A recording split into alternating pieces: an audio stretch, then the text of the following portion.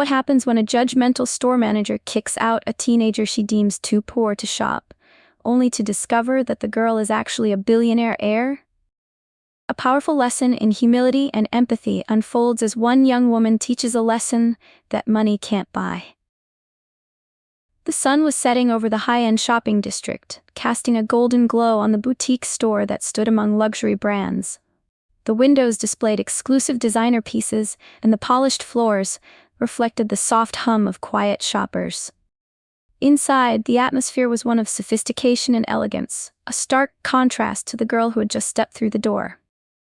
The store manager, a woman in her mid-30s, was organizing inventory behind the counter.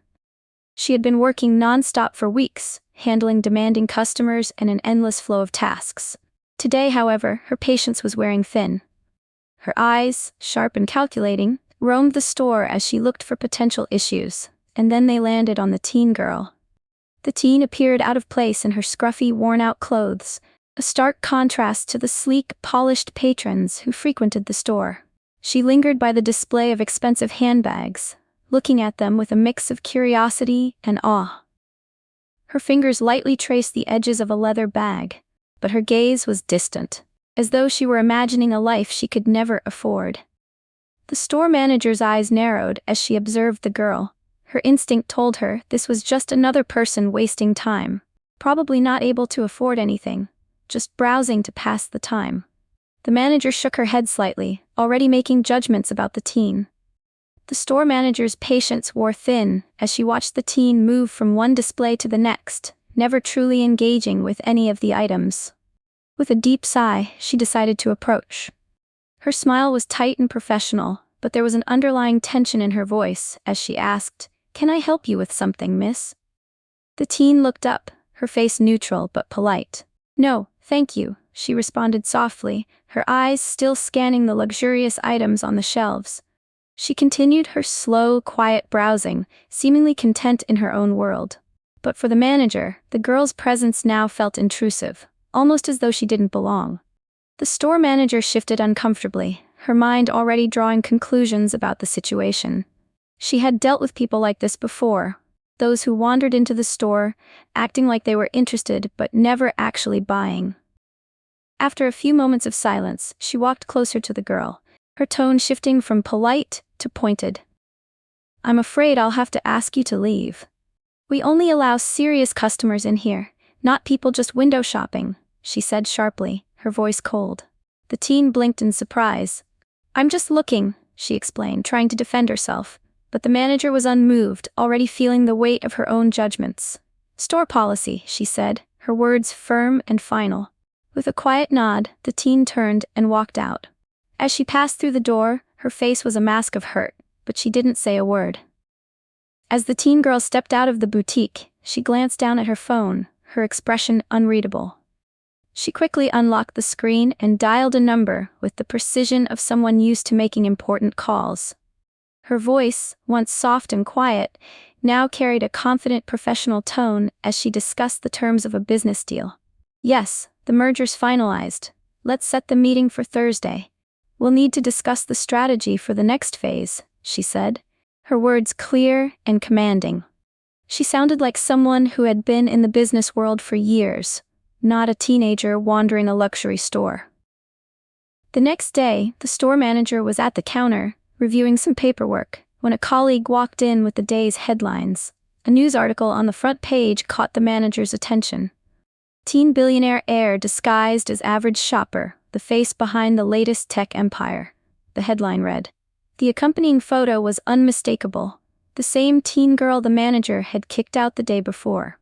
Her name, it turned out, was Olivia Ross, the only child of a tech mogul who had recently taken over a massive global empire. The store manager's heart dropped as she read further. Olivia had inherited her family's fortune and was now poised to expand the business even further, making waves in the tech industry. Shocked and horrified, the manager sat back in her chair, realizing the monumental mistake she had made. How could she have known that the quiet, scruffy teen was one of the wealthiest young women in the world?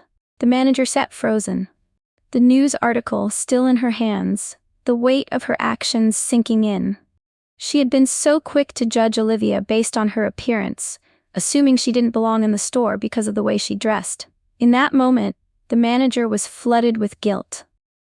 How could she have treated someone so harshly without knowing who they truly were? She had let her biases and assumptions about wealth and class dictate her behavior, and now she was faced with the consequences. As the day passed, the reality of her mistake began to unfold. Word spread quickly, first among her colleagues, then to customers. The story of how the teen girl who had been so unfairly kicked out of the store was actually a billionaire heir started circulating on social media.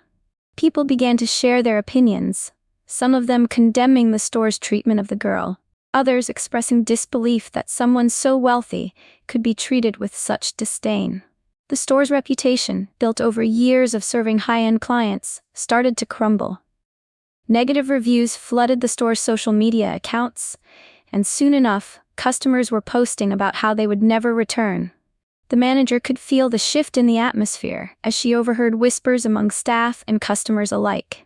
The boutique, once a symbol of exclusivity, now carried a tarnished reputation for its snobbery and poor judgment. The manager's heart sank. Not only had she ruined her own credibility, but now the store she worked for was paying the price for her prejudice.